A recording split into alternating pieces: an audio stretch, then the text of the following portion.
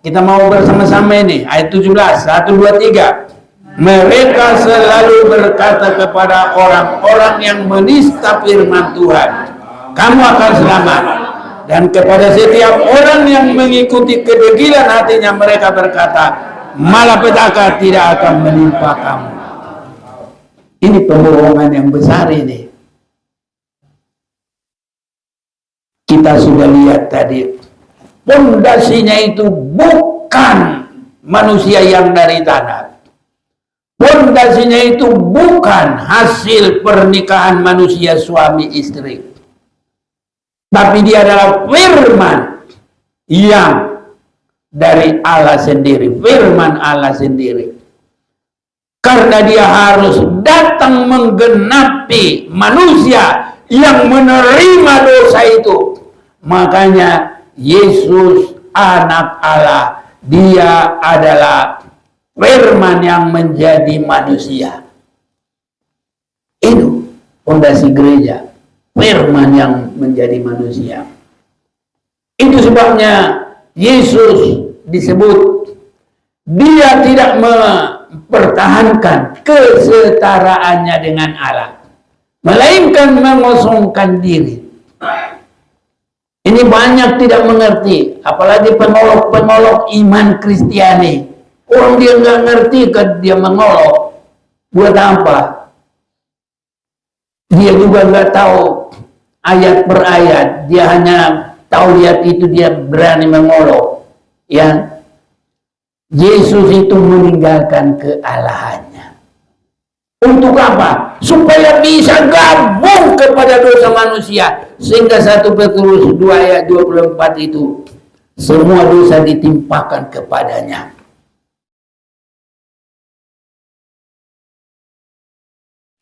Shalom, puji Tuhan. Saya menyapa semuanya saudara-saudara kita yang ada di sini, baik juga yang tersambung melalui Facebook secara langsung, baik juga dengan Zoom, baik juga dengan Instagram dan lain-lain, dan juga nanti bisa diikuti juga di YouTube yang mungkin satu hari satu malam baru tayang YouTube-nya dengan channel Timotius Manik. Boleh diulang kembali biar semuanya semakin jelas, semakin nyata. Saya sampaikan salam, Tuhan Yesus memberkati kita semuanya. Saya akan mengajak kita kembali memperhatikan firman Tuhan dari Injil Matius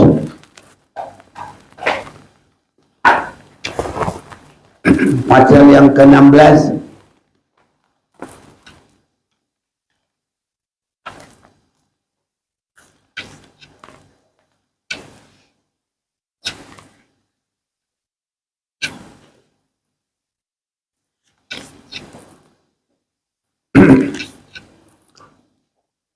Injil Matius pasal yang ke-16 mulai ayat yang ke-16. Maka jawab Simon Petrus, engkau adalah Mesias, anak Allah yang hidup. Kata Yesus kepadanya, berbahagialah engkau Simon bin Yunus, sebab bukan manusia yang menyatakan itu kepadamu, melainkan Bapa-Ku yang di sorga. Dan aku pun berkata kepadamu, engkau adalah Petrus, dan di atas batu karang ini aku akan mendirikan jemaatku, dan alam maut tidak akan menguasainya. Bersama kita membaca mulai 16, 1, 2, 3. Maka jawab Simon Petrus, engkau adalah Mesias, anak Allah yang hidup. Kata Yesus kepadanya, Berbahagialah engkau Simon bin Yunus, sebab bukan manusia yang menyatakan itu kepadamu, melainkan Bapa-Ku yang di surga. Dan aku pun berkata kepadamu, engkau adalah Petrus, dan di atas batu karang ini aku akan mendirikan jemaatku, dan alam maut tidak akan menguasainya. Kita akan lebih dalam memperhatikan tentang Yesus yang menjadikan pondasi kerohanian, pondasi keselamatan, dan saat ini kita sebut pondasi gereja yang benar-benar mengalami penebusan dan yang dipersiapkan kepada kedatangan Tuhan Yesus yang kedua kali. Kita perhatikan di sini asal dari Yesus yang pertama sekali. Kita perhatikan Yesus, dia sangat berbeda dengan Adam yang disebut Adam yang pertama, yang dia terbuat dari tanah, dan Adam yang pertama itu juga disebut menjadi permulaan manusia di dalam hukuman keterhilangan. Permulaan manusia masuk di dalam dosa. Kita juga bisa membaca Roma pasal 5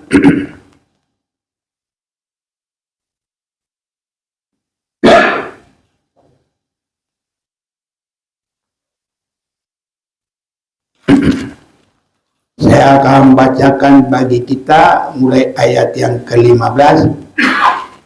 Tetapi kasih karunia Allah tidaklah sama dengan pelanggaran Adam.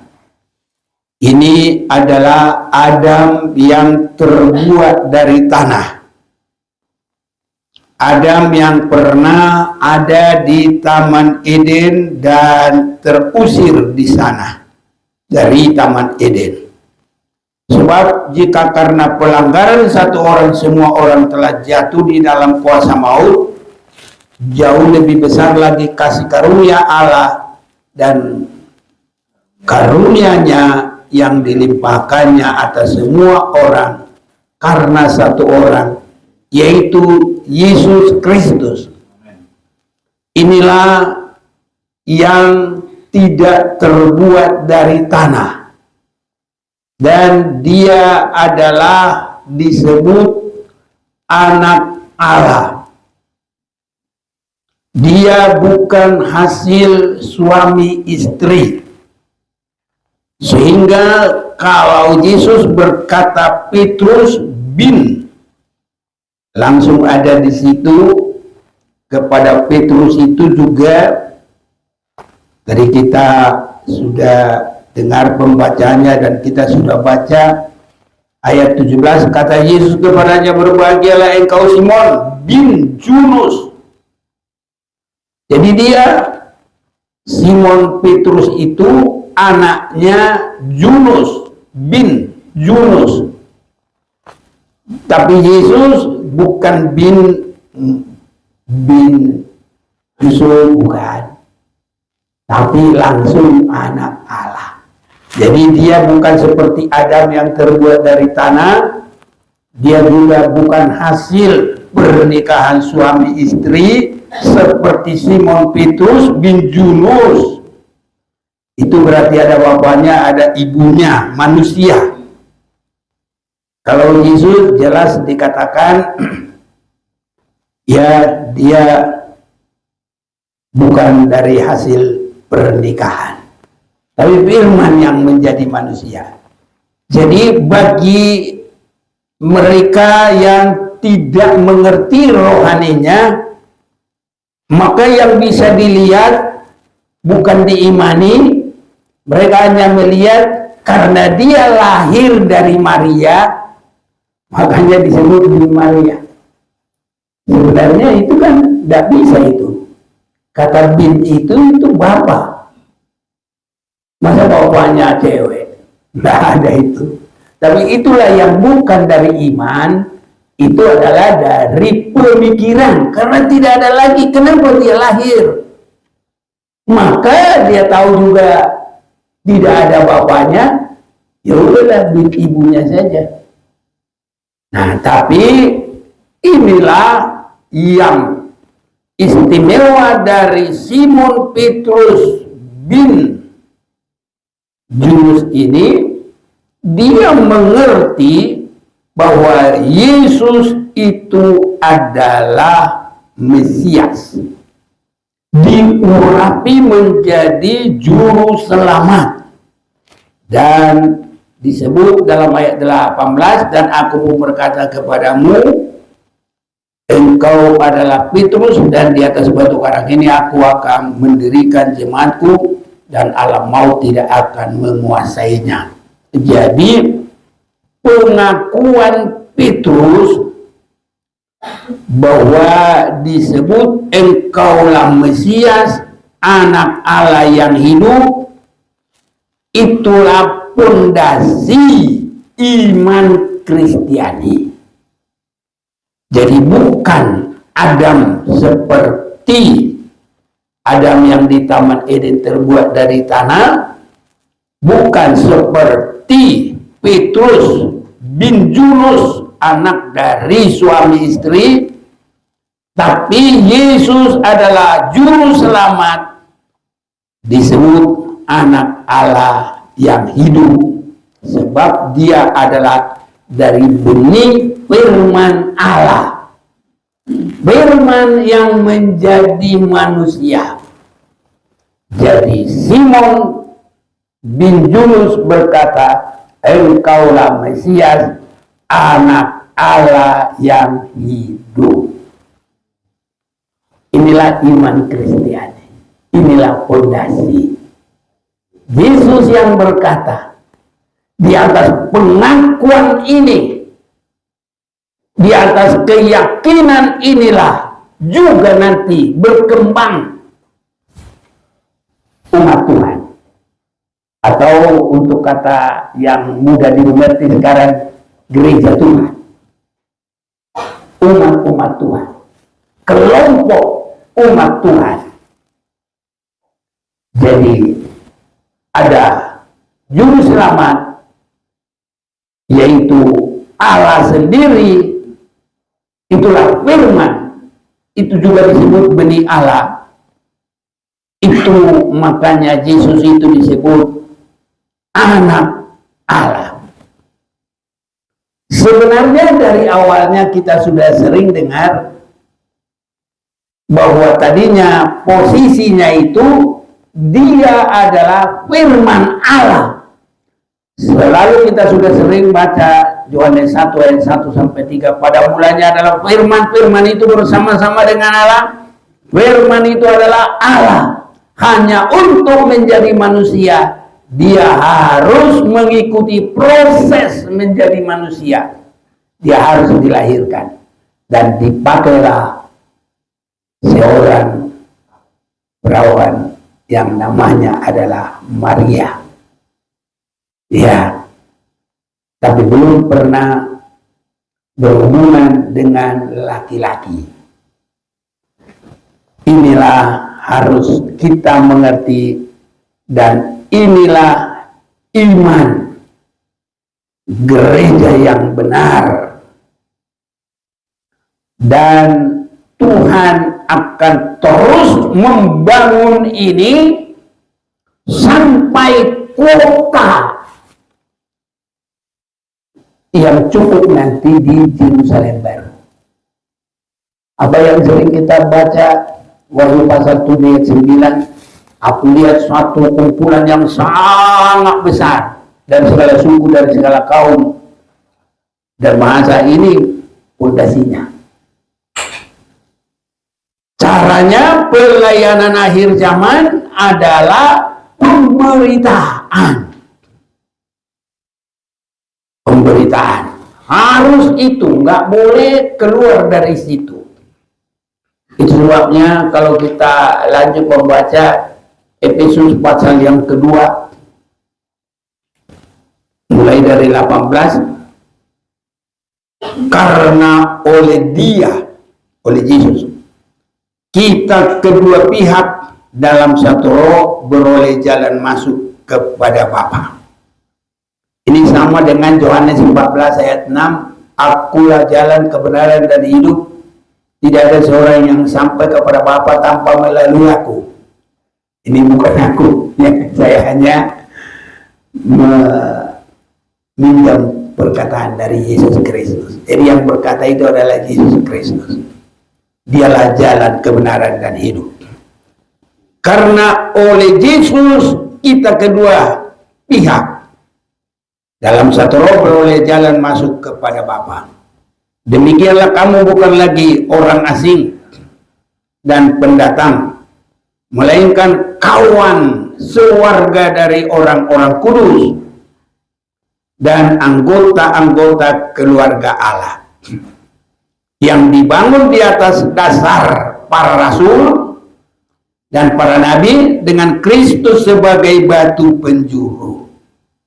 Nah, jadi iman dari Petrus kepada Yesus sebagai batu penjuru baru dilanjut dengan iman para rasul, dan nanti hamba-hamba Tuhan sampai di akhir zaman harus sama. Samanya di mana? Seperti kata Rasul Paulus, ikutlah aku seperti aku mengikut Kristus. Atau tirulah aku seperti aku meniru Kristus. Pemberita-pemberita boleh siapa aja, tapi kalau mau pemimpin dalam umat yang boleh terkait di dalam Kristus sebagai batu penjuru, maka di atasnya adalah rasul-rasul, dan sampai kepada akhir zaman tetap Tuhan memanggil rasul-rasul, nabi-nabi, guru-guru, penginjil-penginjil, semua harus ada. Hanya tidak lagi tertulis nama mereka. Banyak yang dipakai oleh Tuhan, tetapi mereka bukan lagi seperti rasul yang pertama ditulis namanya. Itu sudah cukup, tinggal nanti nambah semua. Makanya saudara juga harus ikut memberitakan Injil Tuhan. Semua kita, ya, sampai anak-anak SD bisa, wah, kami ini hanya karena oleh kemurahan Tuhan. Bapakku nggak korupsi pun, tapi dia bisa beli mobil. Gajinya nggak gede, kecil. Dari mana bapaknya? Wah, itulah kemurahan Tuhan. Nah, itu kesaksian anak-anak SD bisa. Kami ini bukan orang kaya, tapi Tuhan bisa tolong kami cukup semuanya untuk uang sekolah sampai kuliah, sampai saya berhasil. Ada kesaksian-kesaksian semua. Jadi itu semua harus mengacu kepada mengimani Yesus anak Allah. Itu artinya yang maha kudus. Itulah batu penjuru. Baru di atasnya harus orang-orang yang meninggalkan kehidupan duniawi, dibaharui seperti rasul-rasul. Baru selanjutnya juga harus yang sama. Karena nanti ke Yerusalem baru sudah ada kepastian, tidak boleh ada sedikit pun noda, tidak boleh bercacat celah. Di luarlah semua yang ada kekurangan, dosa-dosa, tidak bisa. Jadi kalau orang saat ini berkata enggak harus begitu. Nah, bahasa kita tidak pula semua nih. Gak bisa. Kata Tuhan harus suci seperti pondasi dasar itu. Makanya disebut anak Allah tidak ada dosa. Harus begitu rasul-rasulnya. Harus begitu pemberita-pemberita. Tapi Tuhan pasti tolong kita semua. Harus begitu orang-orang yang menang. Makanya Wahyu pasal yang ke-7 ayat 9. Waktu ditanya, siapakah mereka? Mereka adalah yang menyucikan hidupnya, jubahnya dengan darah anak domba itu. Boleh kalau mau dibaca Wahyu 7 mulai 9 sampai 7 ayat 9. Ya. Orang banyak yang tidak terhitung banyaknya. Kemudian daripada itu aku melihat sesungguhnya suatu kumpulan besar orang banyak yang tidak dapat terhitung banyaknya, dari segala bangsa dan suku dan kaum dan bahasa, berdiri di hadapan tahta dan di hadapan anak domba, memakai jubah putih dan memegang daun-daun palem di tangan mereka.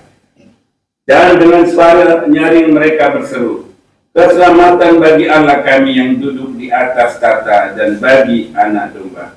Dan semua malaikat berdiri mengelilingi tahta, dan tua-tua dan keempat makhluk itu mereka tersungkur di hadapan tahta itu dan menyembah Allah sambil berkata, Amin. Puji-pujian dan kemuliaan dan hikmat dan syukur dan hormat dan kekuasaan dan kekuatan bagi Allah kita sampai selama-lamanya.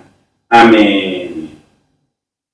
Terus, dan seorang dari antara tua-tua itu berkata kepadaku, siapakah mereka yang memakai siapakah mereka itu? Ayo. Siapakah mereka yang memakai jubah putih itu dan dari manakah mereka datang? Ya. Maka kataku kepadanya, Tuanku, Tuhan mengetahuinya. Lalu ia berkata kepadaku, mereka ini adalah orang-orang yang keluar dari kesusahan yang besar, dan mereka telah mencuci jubah mereka dan membuatnya putih di dalam darah anak domba. Ya, gereja mula-mula itu para rasul-rasul itu mengalami penyiksaan.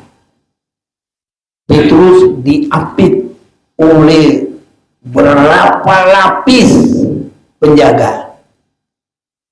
Tapi oleh kuasa Tuhan, pintu terbuka. Haleluya. Saudara pernah lewat di mall-mall yang gede, gak usah kita ceklek buka, dia lewat aja langsung terbuka. Pernah kan? Apa itu namanya? Pintu apa itu? Oh iya, pintu otomatis ya. Ah, itu dulu sudah ada. Pernah kejadian pertama oleh kuasa Tuhan. Siapa yang lewat? Petrus. Dia adalah disebut pondasi gereja juga. Di atas pondasi yang paling besar, batu penjuru adalah Yesus. Di atas itu adalah Petrus. Nah, Petrus ini mengalami itu. Ada mujizat yang luar biasa. Jadi kalau dia keluar, dia masuk, siapa yang pertama menyambut? Seorang anak gadis.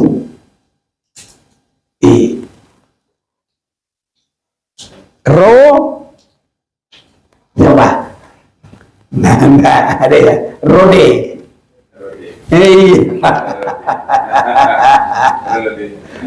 Kalau cermat nggak ada yang dapat. Rode. Iya. Dan mereka semua heran karena tidak mungkin. Ya, itulah luar biasa. Jadi tadi disebut disebut dalam Wahyu mereka keluar dari sengsara. Jadi begitu mereka bagaikan terbangun di atas fondasi yang kokoh itu, mereka biarpun begitu hebat tantangan, mereka tidak goyah. Haleluya. Ya, itu Rasul. Bagaimana dengan jemaat? Pada saat itu sampai nanti terjadi apa yang disebut diaspora, berserakan.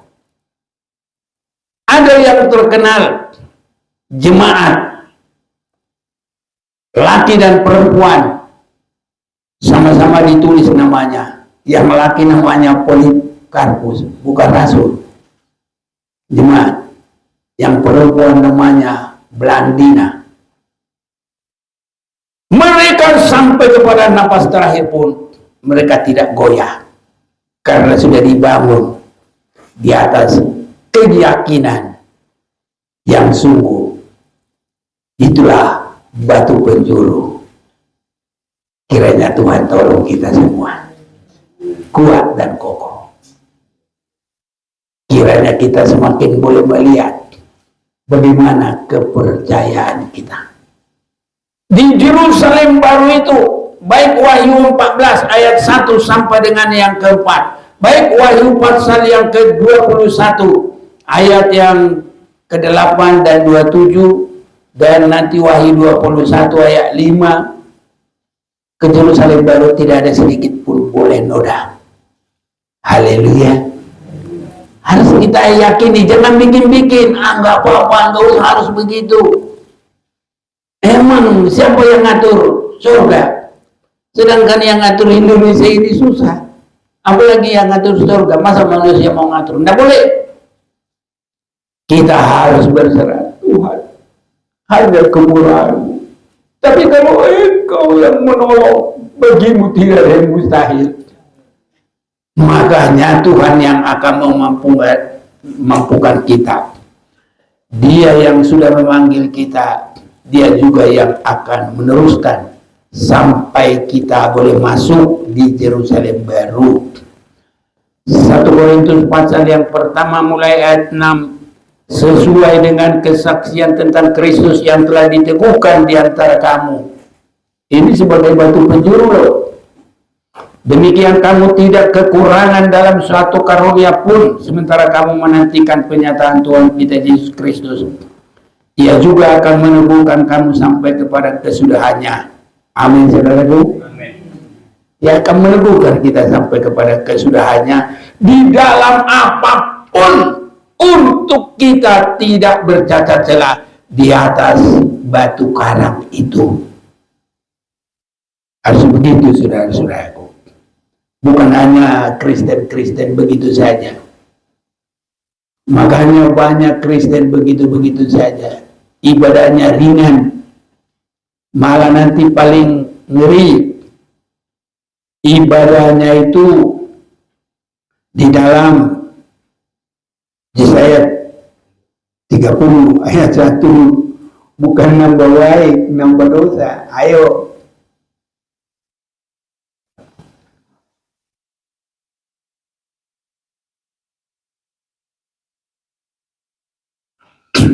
Ayo cepat-cepat.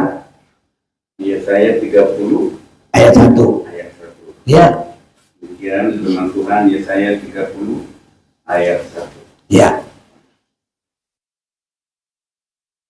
Bukan Mesir, tetapi Tuhan yang memberi pertolongan.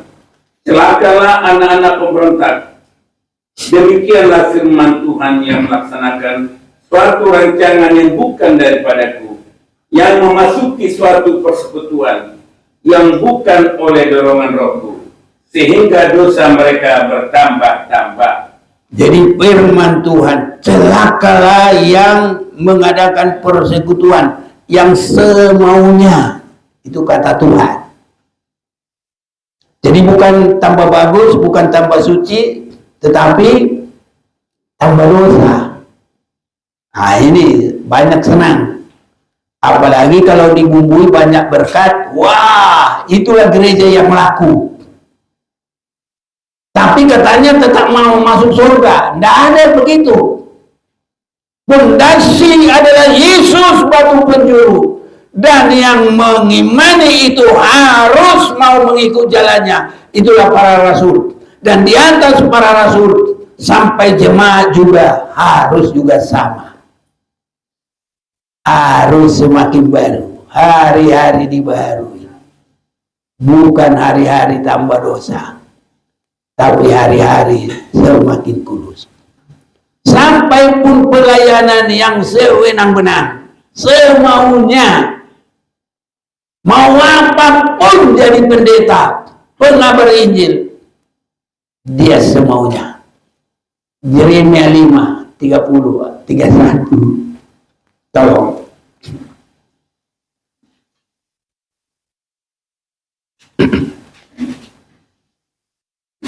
Yeremia 5 ayat 30 sampai 31. Berdasarkan dari penelitian terjadi di negeri ini, para nabi bernubuat palsu dan para imam mengajar dengan sewenang-wenang, dan umatku menyukai yang demikian. Tetapi apakah yang akan kamu perbuat apabila datang kesudahannya? Ya, jadi pengajar-pengajar itu sewenang-wenang, semaunya saja.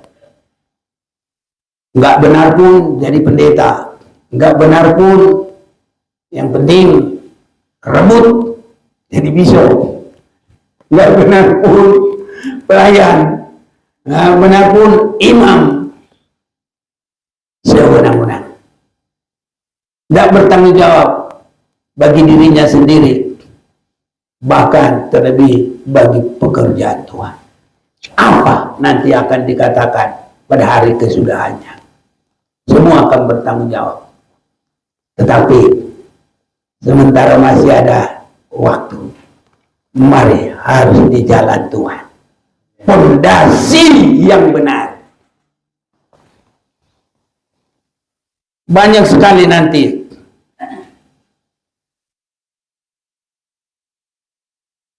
pembohongan juga. Sudah tahu jemaat itu belum mengasihi Tuhan, tapi nggak tahu dia caranya bagaimana membimbing, mendoakan, mengarahkan, sehingga terjadi pembohongan. Pembohongan yang paling besar, Yeremia 23 mulai ayat 16. Beginilah firman Tuhan semesta alam. Janganlah mendengarkan perkataan para nabi yang bernubuat kepada kamu. Mereka hanya memberi harapan yang sia-sia kepadamu. Memberi harapan yang sia-sia. Kamu selamat, kamu masuk surga, kita masuk surga. Harapan yang sia-sia. Dan hanya mengungkapkan penglihatan rekaan hatinya sendiri, bukan apa yang datang dari mulut Tuhan. Makanya kita harus benar-benar sesuai dengan firman Tuhan. Jangan berani-berani bikin tafsiran perasaan sendiri, ukuran hati sendiri. Semua harus dari kebenaran firman Tuhan. Jangan dikurang, jangan ditambah, jangan dibelokkan. Mereka selalu, kita mau bersama-sama ini, ayat 17, 1, 2, 3. Mereka selalu berkata kepada orang-orang yang menista firman Tuhan, kamu akan selamat. Dan kepada setiap orang yang mengikuti kedegilan hatinya, mereka berkata, malapetaka tidak akan menimpa kamu. Ini pembohongan yang besar ini. Kita sudah lihat tadi, pondasinya itu bukan manusia yang dari tanah. Pondasinya itu bukan hasil pernikahan manusia suami istri. Tapi dia adalah firman yang dari Allah sendiri. Firman Allah sendiri. Karena dia harus datang menggenapi manusia yang menerima dosa itu. Makanya Yesus anak Allah, dia adalah firman yang menjadi manusia. Itu fondasi gereja, firman yang menjadi manusia. Itu sebabnya Yesus disebut dia tidak mempertahankan kesetaraannya dengan Allah, melainkan mengosongkan diri. Ini banyak tidak mengerti, apalagi pengolok-pengolok iman Kristiani. Orang dia nggak ngerti kan dia mengolok, buat apa? Dia juga nggak tahu ayat per ayat, dia hanya tahu lihat itu dia berani mengolok. Ya, Yesus itu meninggalkan kealahannya. Untuk apa? Supaya bisa gabung kepada dosa manusia. Sehingga 1 Petrus 2 ayat 24 itu, semua dosa ditimpakan kepadanya. Nanti kalau Tuhan kasih waktu, kita juga membahas tentang Allah. Orang melihat mukanya aja mati. Tidak boleh. Apalagi ya manusia-manusia berdosa itu, nanti kalau Yesus tidak meninggalkan kealahannya, cuma dekat saja pada mati semua. Tidak boleh melihat.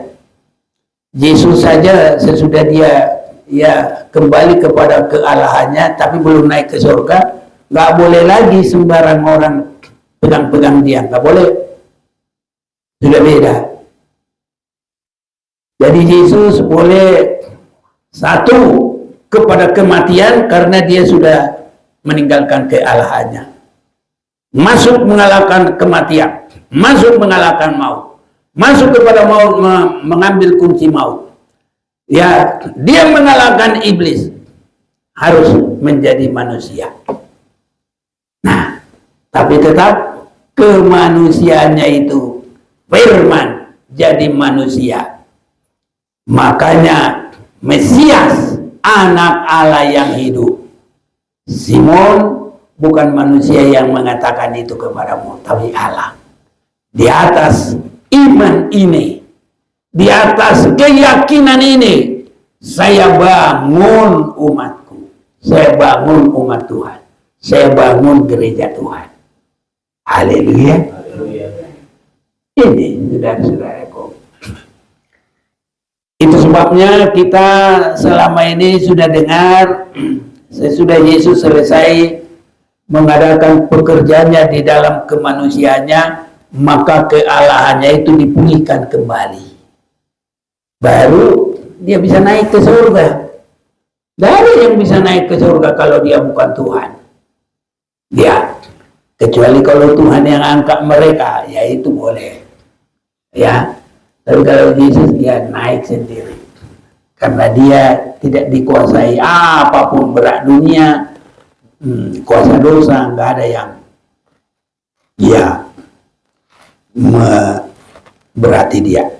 Itu sebabnya harus ada pelayan-pelayan Tuhan seperti Rasul Paulus berkata, 1 Korintus 11 ayat 1 kita baca dulu itu. Nah ini supaya tetap dalam fondasi yang sama. Nah ini hamba Tuhan di akhir zaman. Semoga semua mendengar. Biar Tuhan memberkati, Tuhan pakai.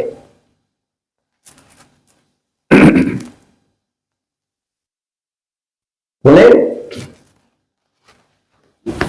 1 Korintus 11 ayat 1. Ya.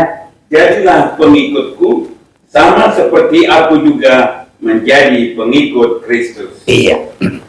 Yesus yang bukan dari tanah, Yesus yang bukan dari hasil suami istri, Yesus adalah firman yang menjadi manusia, diakui oleh Petrus, engkaulah anak Allah yang hidup, engkaulah Mesias, juru selamat. Artinya Mesias diurapi menjadi juru selamat. Yesus artinya yang menyelamatkan manusia, penyelamat. Ini. Jadi kita harus terus di situ. Kalau tidak di dalam fondasi yang begini, Sebesar apapun pendeta itu, sehebat apapun darah itu. Jadi Yesus batu penjuru, di atasnya adalah para rasul, di atasnya kembali yang mau dipakai Tuhan harus meniru seperti Kristus itu estafet sampai membawa manusia ke Yerusalem baru tanpa cacat, tanpa noda. Semua harus sama, tidak bisa tidak. Tapi Tuhan pasti menolong kita. Tadi 1 Korintus 1 ayat itu tadi belum selesai. Kita baca lagi itu. 1 Korintus 1 itu ayat yang ke-9. Allah yang memanggil kamu kepada persekutuan dengan anaknya Yesus Kristus. Nah, ini kan di atas batu penjuru tadi. Haleluya. Tuhan kita adalah setia. Setia untuk apa? Mulai ayat yang ke-6, sesuai dengan kesaksian tentang Kristus yang telah diteguhkan di antara kamu. Ia diteguhkan jadi batu penjuru. Demikianlah kamu tidak kekurangan dalam satu karunia pun, sementara kamu menantikan penyataan Tuhan kita Yesus Kristus. Ini kedatangannya yang kedua kali. Ia juga akan meneguhkan kamu sampai kepada kesudahannya. Sampai kepada kesudahannya itu melewati Wahyu 7 ayat 9, Wahyu 14, Wahyu 21 ayat 8. Benar enggak? Enggak boleh pembohong-pembohong, enggak boleh apa. Baca dulu itu juga. Wahyu 21 ayat 8. Ya. Tapi orang-orang penakut, orang-orang yang tidak percaya, orang-orang keji, orang-orang pembunuh, orang-orang sundal, tukang-tukang sihir, penyembah-penyembah berhala, dan semua pendusta, mereka akan mendapat bagian mereka di dalam lautan yang menyala-nyala oleh api dan belerang. Inilah kematian yang kedua. Ya, terus ayat 27. Ayat 27, demikian firman Tuhan, tetapi tidak akan masuk ke dalamnya sesuatu yang najis, atau orang yang melakukan kekejian atau dusta, tetapi hanya mereka yang namanya tertulis di dalam kitab kehidupan anak domba. Wahyu 22 ayat 15. Ayat yang ke-15 Wahyu 22, demikian firman Tuhan, tetapi anjing-anjing dan tukang-tukang sihir, orang-orang sundal, orang-orang pembunuh, penyembah-penyembah berhala, dan setiap orang yang mencintai dusta dan yang melakukannya tinggal di luar. Sekarang obatnya 1 Korintus 1 ayat 8. Ayat 8, ia juga akan meneguhkan kamu sampai kepada kesudahannya, sehingga kamu tak bercacat pada hari Tuhan kita Yesus Kristus. Amin. Amin. Amin. Saudara yakin? Haleluya. Jadilah seperti iman kita masing-masing. Haleluya. Masih banyak yang ayat seperti ini. Filipi 1 ayat 6. Ayat 6, demikian firman Tuhan, akan hal ini aku yakin sepenuhnya, yaitu ia yang memulai pekerjaan yang baik di antara kamu akan meneruskannya sampai pada akhirnya pada hari Kristus. Apa permulaan sekali? Permulaan sekali adalah Yesus batu penjuru. Haleluya. Itu permulaan sekali, saudara-saudara. Dan kita pasti ditolong tanpa cacat pada hari Tuhan kita Yesus Kristus. Jadi setialah sungguh-sungguh, menghargai ibadah dengan sungguh-sungguh. Pasti Tuhan tolong kita. Kalau Filipi 2:13 apa itu? Ayat yang ke-13 Filipi 2, karena Allah lah yang mengerjakan di dalam kamu baik kemauan maupun pekerjaan menurut kerelaannya. Jadi Allah yang mengerjakan dalam kita. Jadi tidak ada malas-malas. Haleluya. Haleluya. Yakin malam ini diberkati Tuhan? Amin. Besok pagi langsung berdoa ya. pasti dikuatkan. Ini kemana-mana dulu. Berdoa. Tuhan yang kasih kekuatan bagi kita. Berserah kepada Tuhan. Dan mulailah setia ibadah. Amin. Ini. Yang lain nanti semua Tuhan akan atur. Amin. Yakin. Cari dahulu kerajaan surga. Dengan kebenarannya. Maka segala sesuatu akan ditambahkan kepadamu. Ini saudara-saudaraku. Jadi orang yang terhilang sekarang sedang dirayu-rayu setan supaya malas ibadah, malas dengar firman, supaya tidak bertobat. Jadi pondasi-pondasi ini menentukan sekali. Pondasi itu tadi yang pertama adalah batu penjurunya Yesus. Di atas itu rasul-rasul. Di atas itu para pelayan-pelayan Tuhan juga semuanya. Ya. Jadi kalau rasul-rasul sudah terhitung ada 12. Sekarang ini udah banyak itu rasul-rasul.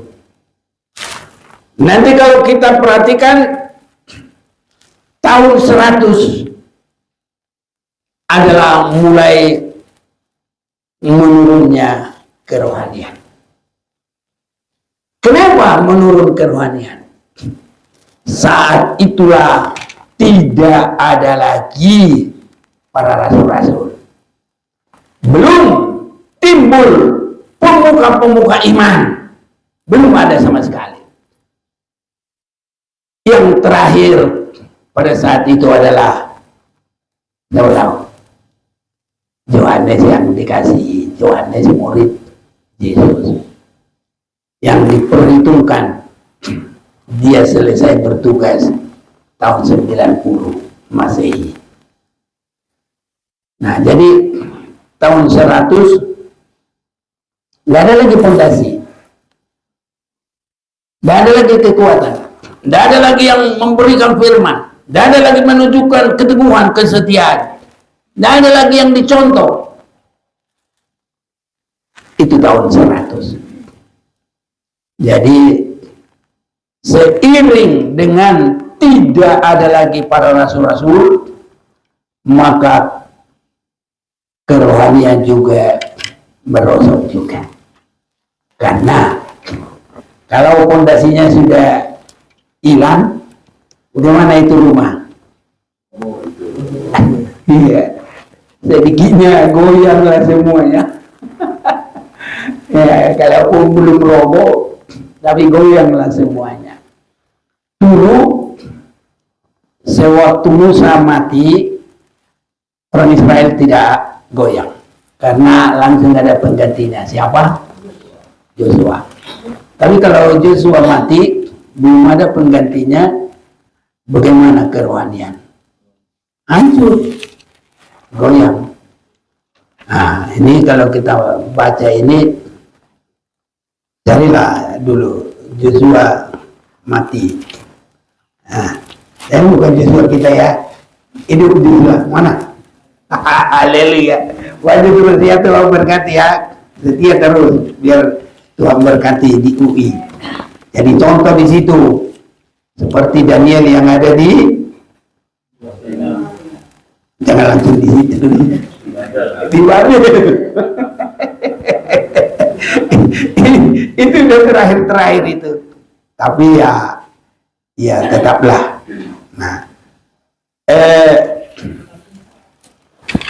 kitab Joshua juga cari di situ Joshua mati.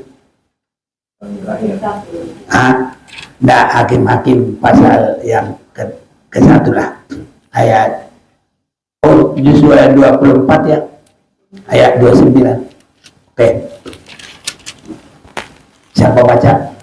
Dan sesudah peristiwa-peristiwa ini, maka matilah Yosua bin Nun, hamba Tuhan itu, ketika berumur 110 tahun. Lalu dia dikuburkan di daerah milik pusakanya di Timnat Serah, yang di pegunungan Efraim, di sebelah utara Gunung Gaas. Orang Israel beribadah kepada Tuhan sepanjang zaman Yosua dan sepanjang zaman para tua-tua yang hidup lebih lama daripada Yosua, dan yang mengenal segenap perbuatan dilakukan Tuhan bagi orang Israel. Terus, Tulang-tulang Yusuf yang dibawa orang Israel dari Mesir dikuburkan mereka di Sikem, di tanah milik yang dibeli Yakub dengan harga 100 kesita dari anak-anak Hemor, bapak Sikem, dan yang ditentukan bagi Bani Yusuf menjadi milik pusaka mereka. Juga Eliezer bin Harun mati, dan dia dikuburkan di bukit yang diberikan kepada Pinehas, anaknya itu di pegunungan Efraim. ya, jadi dengan Joshua itu sudah meninggal, maka banyak orang tidak lagi beribadah kepada Tuhan. Jadi kalau Joshua sudah berkata dulu dalam pasal sebelumnya, pasal 24 ayat 14, oleh sebab itu takutlah akan Tuhan dan beribadahlah kepadanya dengan tulus ikhlas dan setia. Jauhkanlah Allah yang kepadanya nenek moyangmu telah beribadah di seberang sungai Efrat dan di Mesir, dan beribadahlah kepada Tuhan.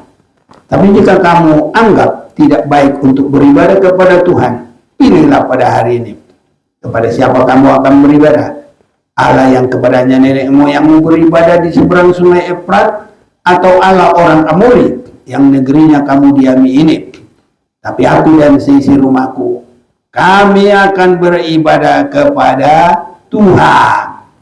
Lalu bangsa itu menjawab, jauhlah daripada kami meninggalkan Tuhan untuk beribadah kepada Allah lain. Ya, mereka berkata begitu, tetapi nyatanya mereka tidak lagi selanjutnya. Iya, boleh. Hakim-Hakim pasal 2. Dan ayat 8. Dan Yosua bin Nun hamba Tuhan itu mati pada umur 110 tahun. Ia dikuburkan di daerah milik pusakanya di Timnat Heres di pegunungan Efraim di sebelah utara Gunung Gaas. Setelah seluruh angkatan itu dikumpulkan kepada nenek moyangnya, bangkitlah sesudah mereka itu angkatan yang lain yang tidak mengenal Tuhan ataupun perbuatan yang dilakukannya bagi orang Israel. Ayat 7. Ya. Dan bangsa itu beribadah kepada Tuhan sepanjang zaman Yosua dan sepanjang zaman para tua-tua yang hidup lebih lama daripada Yosua, dan yang telah melihat segenap perbuatan yang besar yang dilakukan Tuhan bagi orang Israel. Iya. Jadi itu. Ya boleh, lanjut. Ayat 11.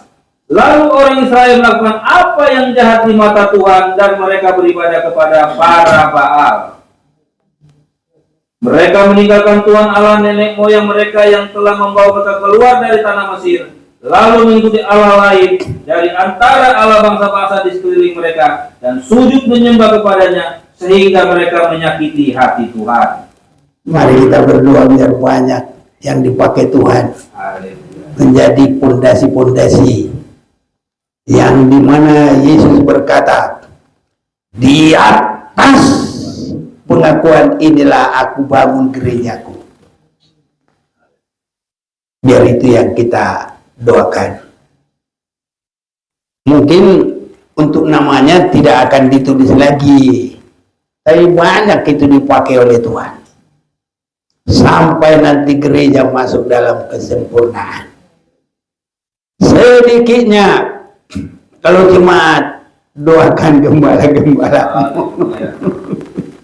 Kalau nggak ada gembala-gembala, lah nggak ada apalagi tadi, nggak ada pondasinya, ya goyang lah, bangunan itu goyang.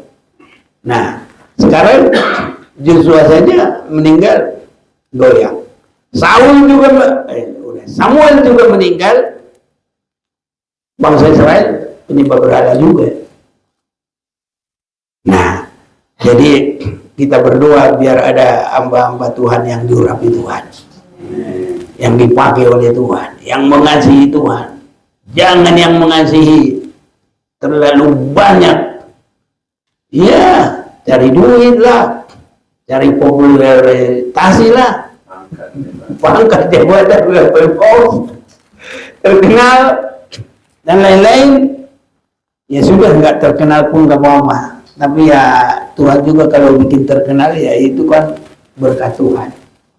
Tapi bukan kita yang menjadikan itu harus. Itu sebabnya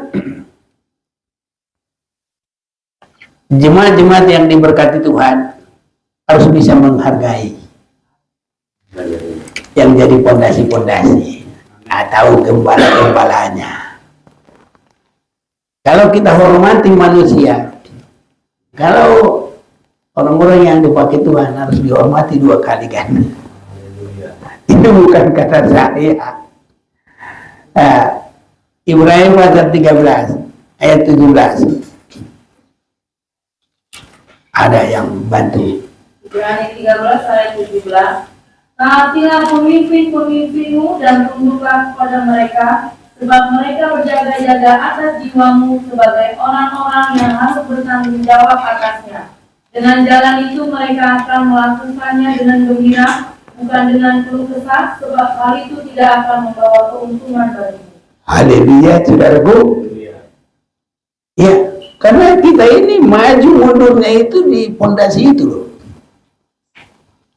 Jadi kita dukung. Kalau ada yang dukung, gembala-gembala itu sukacita. Ada yang ikut mendukung, menopang. Sekali bermusa aja kalau nggak ada yang menopang, gugur kok. Siapa yang menopang tangannya si Musa? Hur dan Harun, apa gitu ya? Harun dan Hur ya. Haleluya. Kalau tangannya Musa turun, kalah bangsa Israel. Kalau gembalanya itu nggak pondasi lagi, udah kacau dia. Nah, cik mau banyak kado. Jangan sampai terjadi.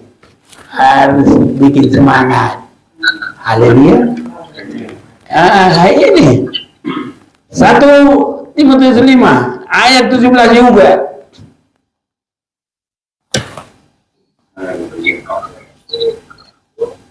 Ayat yang kelima 1 Timotius 1 Timotius 5 ayat 17.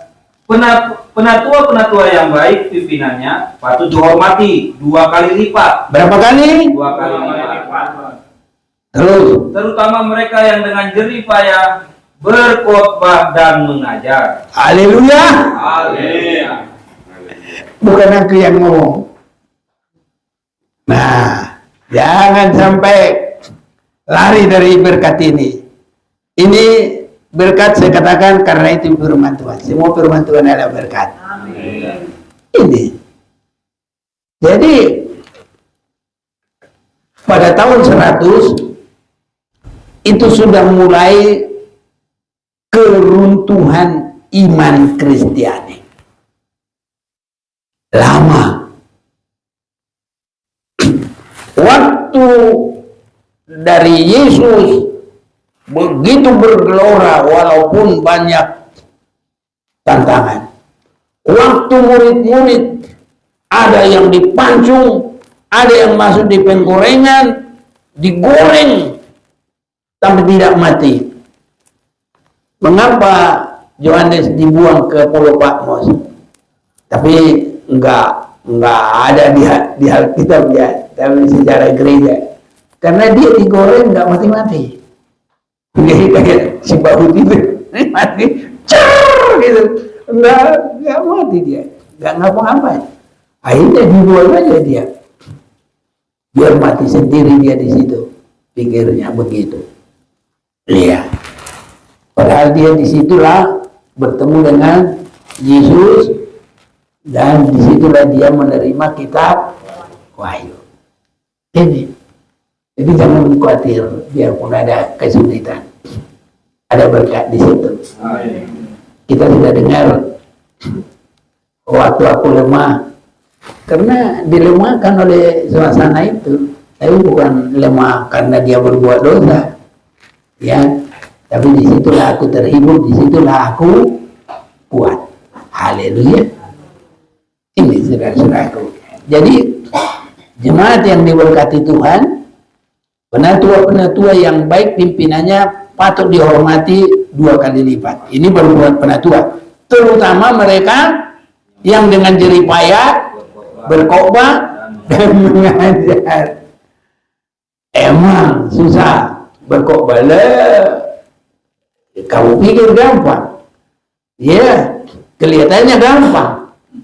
Ada pengkhotbah besar yang dipakai Tuhan dengan luar biasa. Dia bilang, macul 1 hari lebih berat khotbah satu khotbah kali khotbah lah. Nah, saya yakin juga itu. Nah, memang kadang-kadang gitu. Apalagi kalau dia hari Rabu, Jumat, Sabtu, Minggu, ya khotbah. Nah, jadi yang 2 hari itu 2 hari itu memulihkan tenaga belum cukup loh itu. Nah, itu. Jadi biar kita saling mendoakan. Penatua-penatua yang baik pimpinannya patut dihormati 2 kali lipat, terutama mereka yang dengan jerih payah berkhotbah dan mengajar. Berkhotbah dan mengajar itu bukannya gampang itu. Dia memberikan hati hidup itu bukan karena terlalu pintar itu, enggak ada istimewanya, sama. Tapi dia selalu berserah. Ingat, jangan saudara pikir saya jalan-jalan begitu, saya kontak saya dengan Tuhan. Saya dulu gitu kontak saya dengan Tuhan. Kalian udah duduk sini baru dapat apa yang mau disampaikan. Bukannya pinter-pinter. Gak ada saya dengarin dari semua. Lalu Tuhan kasih. Haleluya. Nah, begitu. Dan makanya kok mau berapa kali pun bukan itu. Nanti kalau itu bosan lah. Nah, tapi saya pikir ada yang sudah lebih 30 tahun dengar khotbah saya. Sudah bosan enggak? Yang 30 tahun lebih. Masjid itu berapa puluh tahun? 30-an? Nggak gampang lah itu. Tapi itulah kemurahan Tuhan. Itu hanya hormat kemuliaan bagi nama Tuhan. Nanti kita akan lihat lagi terus tahun demi tahun itu bagaimana. Karena ini mundurnya ini nanti sampai terjadi pengakuan dosa kepada manusia. Ada waktunya begitu. Lama lagi, hampir 1000 tahun. Tidak ada lagi orang yang benar-benar berdoa kepada Tuhan. Apa kata pemimpin? Pemimpin yang bukan berfondasi kepada batu penjuru, kepada firman, kepada kebenaran Tuhan. Tetapi Tuhan munculkan Martin Luther. Ada yang tahu tahun berapa? 1517. Ah, itu. Nanti saya pelajari lagi. Tapi seingat saya gitulah, 1517. Nah, sebelum itu benar-benar Kristen sudah oleh, nggak ada lagi dalam pondasi. Muncullah ada Mormon, muncullah agama yang lain-lain, berkembanglah dia karena terang dalam Kristen sudah nggak ada. Nah, jadi untuk kemajuan-kemajuan yang kita lihat seperti sekarang ini belum terlalu lama.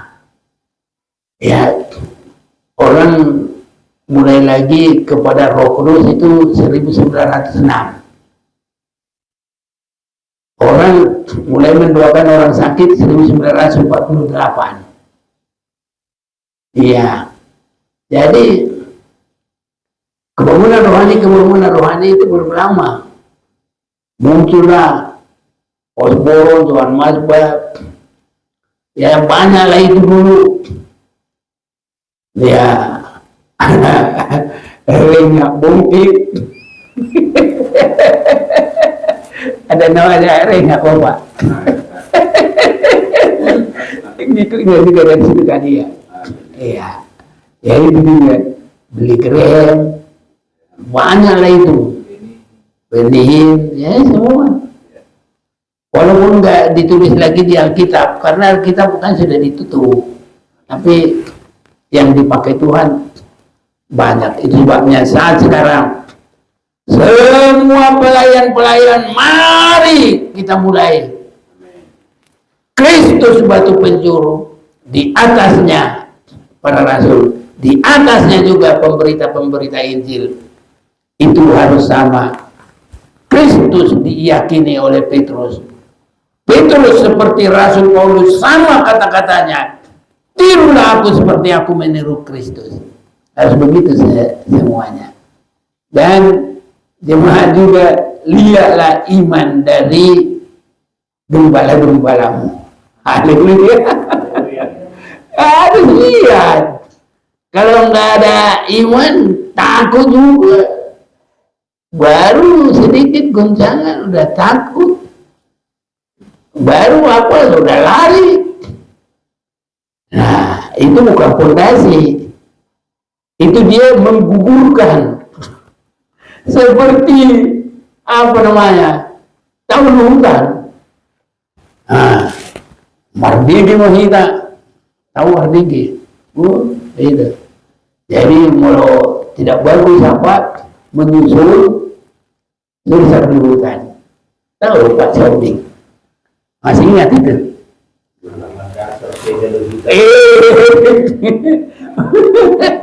Salaman dasar saya di hutan.